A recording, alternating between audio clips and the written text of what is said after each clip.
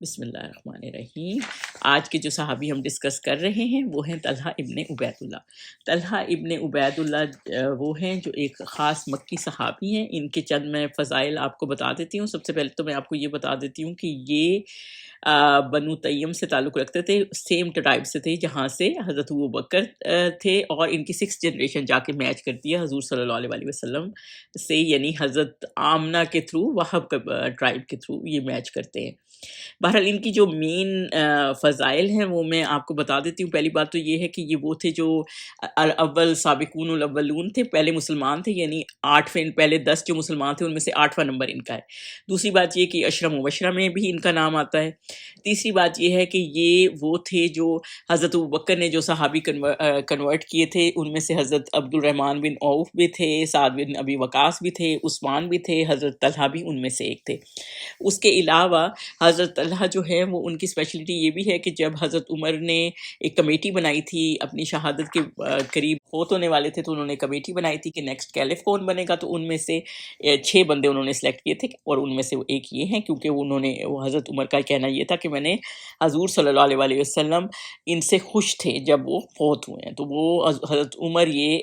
سمجھتے تھے کہ حضور صلی اللہ علیہ وسلم ان صحابی سے خوش تھے، یعنی کہ یہ حضور صلی اللہ علیہ وسلم کے قریبی صحابی تھے۔ حضرت طلحہ ابن عبید اللہ کے بارے میں خاص بات یہ بتا دیتے ہیں کہ جی یہ جب ہجرہ کے 28 سال پہلے بورن ہوئے تھے، یعنی کہ جب یہ مسلمان تھے تو وہ 15 سال کے تھے، اور ان کی کمپلیکشن براؤن تھی، شارٹر ان ہائٹ تھے لیکن براڈر ان شولڈرز تھے۔ اور دوسری بات یہ تھی کہ بہت امیر فیملی سے تعلق رکھتے تھے، اور یہ اکثر جو ہے اپنے والد کے ساتھ بزنس کے لیے شام یا سیریا جاتے رہتے تھے۔ جب بزنس کے لیے جاتے تھے، ایک دفعہ وہ بزنس کے لیے گئے تھے تو وہاں ایک منک ان کو ملا، اور انہوں نے کہا کیا احمد آ گئے ہیں؟ تو انہوں نے کہا کہ یہ احمد کون ہے؟ تو اس نے بتایا کہ نئے پروفٹ نے آنا ہے۔ تو اس وقت تک ان کو پتہ نہیں تھا، تب یہ واپس آئے مکہ، انہوں نے آ کے اس کے بارے میں دریافت کیا، اور کیونکہ حضرت ابوبکر کے سیم ٹرائب میں تھے، حضرت ابوبکر کو جانتے تھے، تو انہوں نے حضرت ابوبکر سے پوچھا، اور انہوں نے پھر ان کو اسلام کا بتایا، اور اس وقت یہ مسلمان ہو گئے، اس لیے یہ سابقون اولون میں سے تھے۔ دوسری بات یہ ہے کہ یہ انہوں نے اتنا ٹارچر نہیں سہا، اس لیے کہ یہ اچھی ویلدی فیملی سے تھے، اور جب بہت سے صحابی حبشہ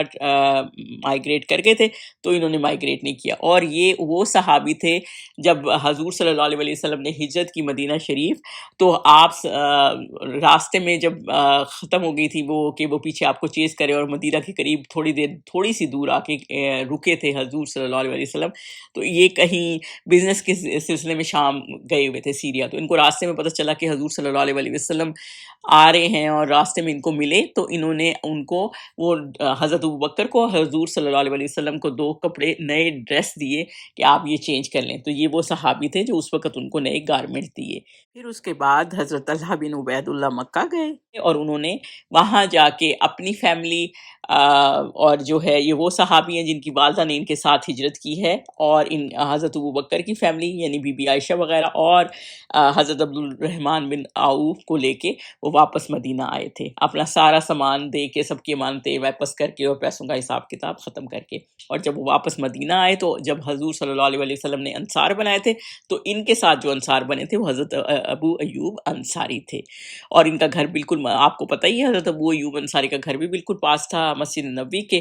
اور یہ انہوں نے بدر میں شرکت نہیں کی تھی، غزوہ بدر میں، لیکن یہ بدری صحابی تھے۔ اور یہ بدری صحابی کس طرح سے تھے؟ اس لیے کہ یہ جب حضور صلی اللہ علیہ وسلم، کیونکہ اس وقت لے کے لوگ جا رہے تھے کہ وہ کاروان، کیونکہ وہ کاروان کے پیچھے تھے نا، وار کے پیچھے تو نہیں تھے، کہ کاروان چیک کریں جو ابو سفیان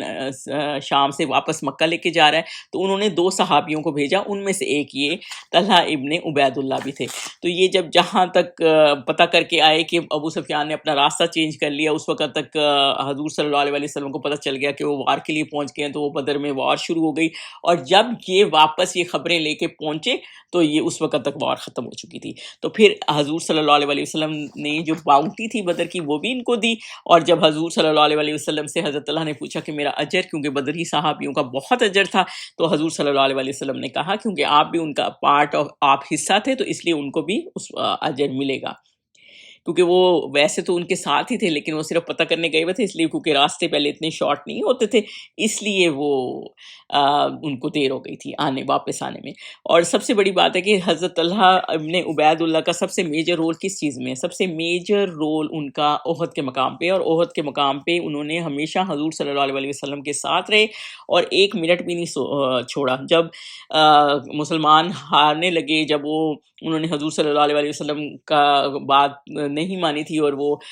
پہاڑ سے نیچے اتر آئے تھے اور باؤنٹی کے چکر میں، اور پیچھے سے خالد بن ولید نے اور اکرمہ نے حملہ کر دیا تھا، تو اس وقت اس کے بعد کافی مسلمان ادھر ادھر تر بتر ہو گئے تھے، تو یہ حضرت طلحہ ابن عبید اللہ ہمیشہ حضور صلی اللہ علیہ وسلم کے پاس رہے تھے، کیونکہ حضرت ابوبکر فرماتے ہیں کہ میں سب سے پہلا تھا جنہوں نے حضور صلی اللہ علیہ وسلم کو اس دن فائنڈ کیا، لیکن اس وقت بھی ان کے قریب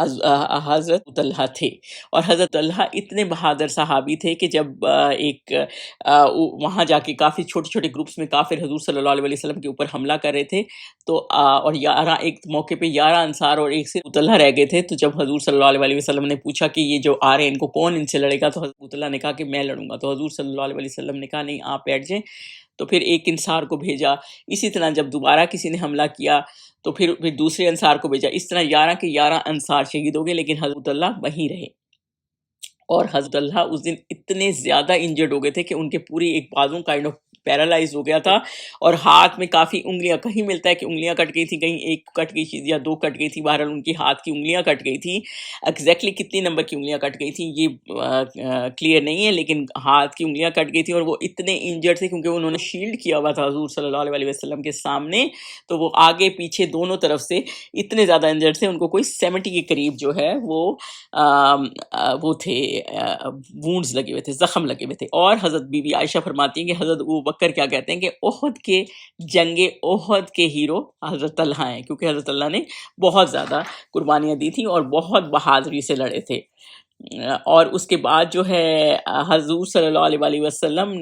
کی حدیث پاک ہے کہ احد کے مقام پہ ایک ٹائم ایسا بھی تھا کہ جب میں نے اپنے رائٹ سائڈ پہ جبرائیل کو دیکھا اور ایک لیفٹ سائڈ پہ طلحہ کو دیکھا، یعنی یہ بالکل حضور صلی اللہ علیہ وسلم کے سائڈ بائی سائڈ رہے اور کافی انجرڈ تھے۔ لیکن باقی غزوات میں بھی، خندق، حدیبیہ، فتح مکہ میں بھی انہوں نے شرکت کی ہے، لیکن اتنی پرومیننٹ نہیں ہے، کیونکہ ظاہری سی بات ہے اتنے انجرڈ ہو گئے تھے غزوہ احد میں، تو شاید وہ اتنے سامنے نہ آ سکے ہوں، لیکن انہوں نے حضور صلی اللہ علیہ وسلم کے سائڈ بائی سائڈ ہر جگہ شرکت کی۔ اور یہ وہ صحابی تھے، جب حضرت ابو بکر نے حضرت عمر کو خلیفہ ڈکلیئر کیا تھا تو یہ وہ بریو صحابی تھے، مطلب بالکل صحیح بات صحیح موقع پہ کر دیتے تھے، کہ انہوں نے حضرت ابو بکر سے کہا کہ آپ اللہ کو کیا جواب دیں گے اس بات کا کہ آپ نے کتنے سخت آدمی کو پیچھے حکومت دے دی ہے لوگوں کی۔ تو جس پہ حضرت ابوبکر نے کہا کہ میں نے تو جس کو موسٹ ٹرسٹ کرتا ہوں ارتھ پہ، زمین پہ، میں نے اس بندے کو کنٹرول دیا ہے، میں اللہ تعالیٰ کو یہ جواب دوں گا کہ میں نے جو بندہ زمین پہ سب سے زیادہ کیپیبل ہے۔ تو بیسیکلی یہ صحیح بات جو ان کو صحیح لگی کہ حضرت عمر رضی اللہ تعالیٰ عنہ کی سختی تو مشہور تھی، لیکن الحمدللہ ان کی کوالٹیز بھی اتنی زیادہ تھیں کہ وہ بہت عالیشان طریقے سے انہوں نے بھی حکومت کی، لیکن جو ان کو نظر آئی وہ انہوں نے اس وقت کر دی، اور حضرت عمر کے بھی یہ قریبی ساتھیوں میں سے ایک تھے۔ دوسری بات یہ ہے کہ جب بھی اور یہ وہ تھے جنہوں نے حضرت عثمان کو خلیفہ بنایا حضرت عمر کے بعد ڈکلیئر کیا تھا، اور حضرت عمر اور بھی لوگ تھے لیکن یہ بھی انہی میں سے تھے جنہوں نے ان کے حق میں ووٹ دیا۔ اور جب حضرت عثمان کے خلاف لوگوں نے کافی اکٹھے ہو گئے تھے اور پھر سیج بھی کیا تھا، یہ سیج میں شامل نہیں تھے، لیکن یہ کچھ ان کی پالیسی سے شاید ایگری نہ کرتے ہوں، اتنا شاید ان کے سائڈ بائی سائڈ نہیں کھڑے تھے، لیکن وہ وہاں پہ نہیں تھے جب لوگوں نے ان کو شہید کیا اور سیج کیا، تو اس کے بعد ان کو اچھا نہیں لگا، تو وہ اور حضرت طلحہ بن عبید اللہ اور حضرت زبیر بی بی عائشہ کے ساتھ ملے، اور پھر جو وہ بیٹل آف کیمل ہے وہ ہوئی جس میں یہ حضرت عائشہ کے ساتھ کھڑے ہوئے تھے، اور جب 2 ہفتے تک وہ وہاں بھی وار ابھی سٹارٹ نہیں ہوئی تھی، لیکن کچھ شہادتیں ضرور ہوئی تھی، لیکن تو حضرت علی نے ان کو میسج بھیجا کہ ہمیں وار نہیں کرنی چاہیے، جس پہ انہوں نے کہا بالکل ٹھیک ہے، اور پھر یہ اپنے گھوڑے سے آگے پیچھے آرمی کے پاس چکر لگایا، ان کو کہا کہ آپ اپنے آرمرز نیچے کریں کیونکہ ہم نے نہیں لڑنا، تو کہیں سے ان کو کسی کا ایرو آ کے لگا اور یہ 64 ایئرز کی ایج میں وفات پا گئے۔ اور جب حضرت علی نے ان کی چہرہ دیکھا تو حضرت علی نے فرمایا کہ اللہ تعالیٰ نے جیسے قرآن میں فرمایا ہے کہ وہ جو غل لوگوں کے دلوں میں ذرا سی بھی کوئی غل ہوگا اور جو نیک لوگ ہوں گے آپس میں، تو اللہ تعالیٰ ان کا غل صاف کر دے گا اور پھر ان کو جنت میں بھیجے گا اور ہم ایک دوسرے کے سامنے جنت میں بیٹھے ہوں گے۔ تو بیسیکلی کیونکہ صحابیوں کا کوئی بھی ایشو پرسنل نہیں ہوتا تھا، وہ کسی مقصد کے لیے ہی کر رہے ہوتے تھے، اور یہ بریڈ ہیں بصرہ میں۔ اور دوسری بات یہ ہے کہ حضرت اللہ کی گریو بھی جو ہے وہ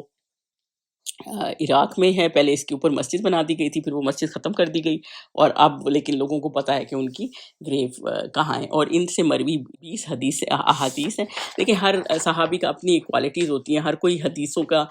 کے حساب سے نہیں چل رہا ہوتا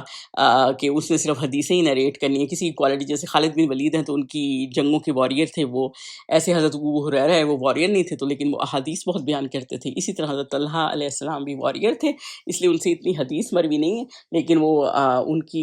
یہ بات ضرور ہے کہ وہ ایک بہت ہی عالی مرتبہ صحابی تھے۔ ان کی ایک کوالٹی یہ بھی تھی کہ انہوں نے امہات المومنین کی 4 بہنوں سے شادی کی بھی تھی۔ ایک ان میں سے کلثوم بنت ابی بکر تھیں جو حضرت عائشہ کی بہن تھی، حبنہ بنت جحش تھیں جو حضرت زینب کی بہن تھی، فاریت بن ابو سفیان تھی جو حبیبہ کی بہن تھی، اور رقیہ جو سلمہ کی بہن تھی۔ تو یہ 4 امہات المومنین تھیں جن کی 4 بہنوں سے انہوں نے شادی کی ہوئی تھی۔ ان کے ٹوٹل 11 بیٹے ہسٹری میں آتے ہیں اور 4 بیٹیاں تھیں، اور جو ان اپنے سارے بیٹوں کی نام جو ہیں وہ انہوں نے پروفٹس کے نام پہ رکھے ہوتے، جیسے حضرت زکریا، حضرت یعقوب، حضرت موسیٰ کے نام پہ جیسے زکریا، یعقوب، موسیٰ، اس طرح کر کے ان کے نام رکھے ہوئے تھے۔ اور یہ ایک بہت امیر آدمی تھے، اور یہ اتنے امیر اور اتنے جینرس تھے کہ ایک دفعہ مدینہ میں جو ہے فوڈ کا کرائسس آ گیا تھا، قحط پڑ گیا تھا، تو انہوں نے بہت ہی ساری سٹی کے لیے اناج خریدا، اور ایک دفعہ اپنے گھر میں جو کچھ پڑا ہوا تھا سب دے دیا۔ اور ایک تابعین ہے جو ان کے ساتھ ہوتے تھے، اور وہ کہتے تھے کہ میں نے ان سے بڑا جنرس کوئی نہیں دیکھا۔ اور یہ جب فوت ہوئے تھے تو ایک کائنڈ آف ملٹی ملینر تھے، بہت سی پراپرٹی، ویل، کوائنز، بہت کچھ چھوڑ کے گئے تھے۔ تو اللہ تعالیٰ نے ان کو دیا بھی بہت تھا، ظاہر سی بات ہے جو اللہ کی راہ میں دیتا ہے اللہ تعالیٰ ان کو دیتا ہے بھی بہت ہے۔ یہ حضرت طلحہ بن عبید اللہ کی ویسے تو بہت لمبی اسٹوری ہے، لیکن میں نے ان شارٹ آپ کو اس لیے بتا دیا کہ 10 منٹ میں آپ کو بس یہ پتہ چل جائے کہ بیسیکلی ان صحابی کی مین خاصیت کیا تھی، حضرت طلحہ بن عبید اللہ کی، جو بہت پیارے صحابی ہیں۔ تو انشاءاللہ نیکسٹ ایپیسوڈ میں ہم پھر اگلے صحابی ڈسکس کریں گے۔ السلام علیکم۔